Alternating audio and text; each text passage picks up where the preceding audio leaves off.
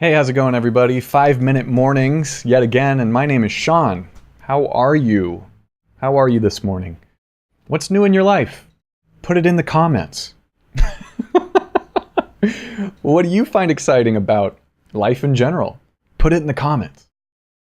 Let's start a dialogue. Let's start to exchange some ideas. I'm really excited about this. This is very cool. What I want to talk to you today about is something called reframing. And the idea of reframing is that we can change the way we look at things in order to change the way that they affect us. Now, this could be in the short term, something that just happened. It could be in the long term, something that happened in the past. It could be something in the future as well. This whole reframing idea is actually a tool that comes from pretty traditional talk therapy.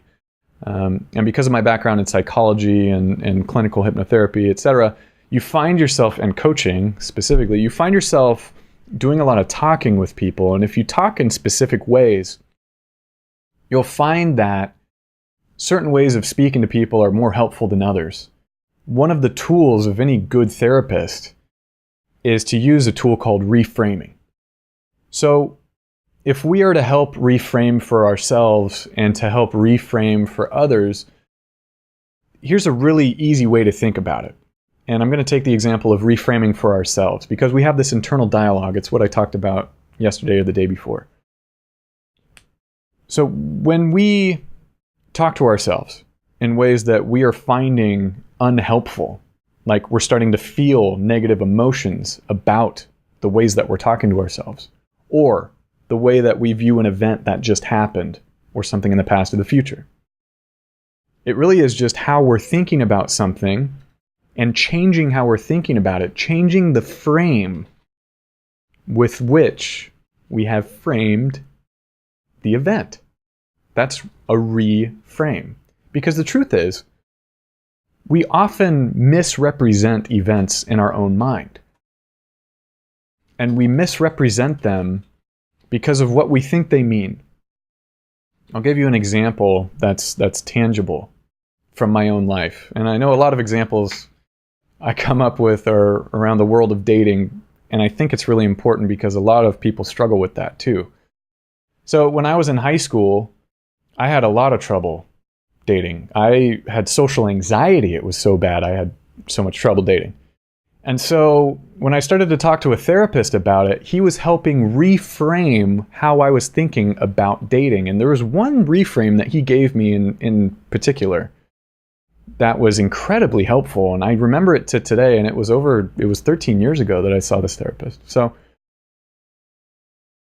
I'm telling him my story about not wanting to approach women who I found attractive, because if I did, I'd make a fool out of myself. I would also embarrass them and make them feel bad. That's what I believed, literally. And that's a pretty common belief for someone who's shy around dating. If you really started to ask them why enough times, that's probably where they would come down to. Some version of not wanting to be seen as a fool themselves, not wanting to add discomfort to someone else. Some version of that is probably what's going on. So this therapist, he looks at me, he's incredible, right? He's from Berkeley, California, taught at UC Berkeley, very smart guy. He looks at me and he goes, well, is it possible that she wants you to ask her out? I'm sorry? Say again? In that moment, as he reframed, he changed the frame around my assumptions. My assumption was, if this, then this. To reframe something very useful to do is people will have these kind of chains of things and of beliefs and thoughts. And if this happens, then this will happen, then this will happen, then this will happen if you ask enough questions. All you have to do really is say, what if this one piece is not true? What if that happens in a different way? What if instead of the anxiety you think you're causing someone else being a negative, what if you're actually causing them, or what if they're interpreting your asking out to be a compliment? What if they're actually flattered? can you see how that completely shifts? It completely shifts everything. For someone who believes that if I ask you out, you're going to get uncomfortable, what if it's the opposite? What if they want you to ask them out? And that changed my world forever. And that's not something that I say lightly. That actually changed how I perceived the world forever. That's a big deal.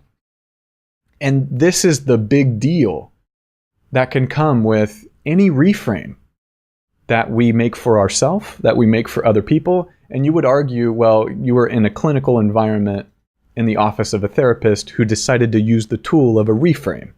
That's a little bit different if you try to reframe your own thoughts or try to reframe some situation for other people. Let me ask you this, though. And that might be true. There's still a lot of value in a reframe.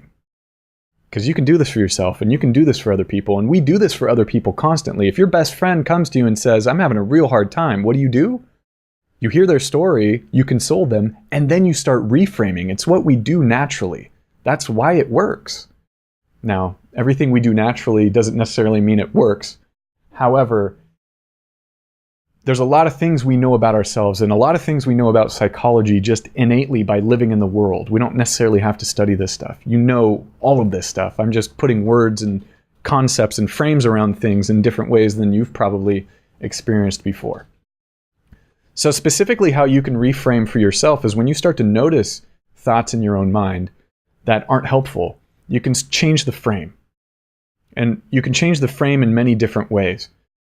If you're seeing a video, you can change the frame by taking yourself out of first person into third person, and you can simply watch the movie that's happening. And what happens when you do that? And what happens if you were to further move yourself away from the movie and imagine that you were sitting actually in a movie theater, watching the memory on a screen? And what if you could actually manipulate the speed of the movie? What if you could manipulate the color of the movie? What if you could make it black or white? What if you could make it go so fast that it happened in an instant? What if you could make it go so slow that it never happened at all? These are all different ways that we can reframe our own thoughts to make them a lot more positive. And if it's a memory, as we're recalling the memory and we're having negative feelings about it, doing that third person perspective and gaining new insights about seeing yourself is actually very important. And then the whole thing of even further sitting in the theater and speeding up the movie, and at some point getting so far away from it that you can't even see the screen anymore. Start playing with this stuff. Start playing with how you use words to frame your experiences. Was it really so terrible, the thing that happened to you, or was it actually enlightening? Or was it both at the same time? That's possible too. What's the positive intent that you can find in someone's negative behavior? Oh, that person cut me off. What if that person is on the way to the hospital? I know not everyone who cuts you off is on the way to the hospital, but if you reframe what's possible, what we think is true, life becomes very different.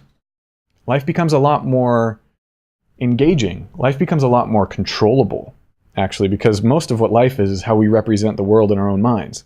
So if we can use a way that's a lot more efficient, a lot more effective at giving us information that's going to help us, then we can actually improve most of our life just by using this one technique. If you really think about it, and if you were diligent about reframing, you really could do that. I believe that 100% because of what happened to me. And because I use reframing on a regular basis. Not just that one in the clinical setting, but I'm using reframing constantly. What else could this mean is a good question. So I hope that helps you understand how we talk to our friends, how we help our friends, I think is a really good metaphor in this case, because if they were to come to you with a problem, we would be very able to reframe it for them. Well, what if it meant this instead? What if it meant something else? What if it's pain along the path to some kind of pleasure? And they'll be like, yeah. Which means you have to first acknowledge how they feel. Otherwise, they're going to dismiss what you say. Listen, I really understand how you feel. You're feeling X, Y, and Z. Is that right? Yeah. Listen, I've been there. One way you can help alleviate the pain you're feeling right now, or at least make it less, is by reframing. Let me teach you how to do that. So what if you could teach reframing, not just to yourself, but to your friends and to your family? What would that do? What if you could be an example of how to reframe for people? When we talk about the events in our life, what if you could reframe it in front of someone so that they could see the process and then you change how you feel about it? You know, I used to be really upset about this, and now how I think about it is like this, and I don't feel so upset anymore. Because emotions actually stem from thoughts. That's one of the best ways that we can actually control how we feel. And if you want to see if that's true or not, just take a couple seconds right now and think about something you could be excited about. And you'll know. When you think about that thing you could be excited about and you start to feel a little excited, how thoughts do actually affect how we think. Or how thoughts actually affect how we feel, rather. So, that's probably my misspeaking probably means that I've gone over 5 minutes. Thank you again for your time and your attention. I hope you guys are finding this valuable. If you haven't yet, check out SeanMarconet.com, SeanMarconett. There's something on my homepage you can sign up for. It's a free 7-day training. It's probably the best work I've done so far, and I mean that sincerely. So go ahead and check that out. Let me know if you have questions about this or that, wherever you find it to be most convenient, and I'll talk to you soon. Thank you.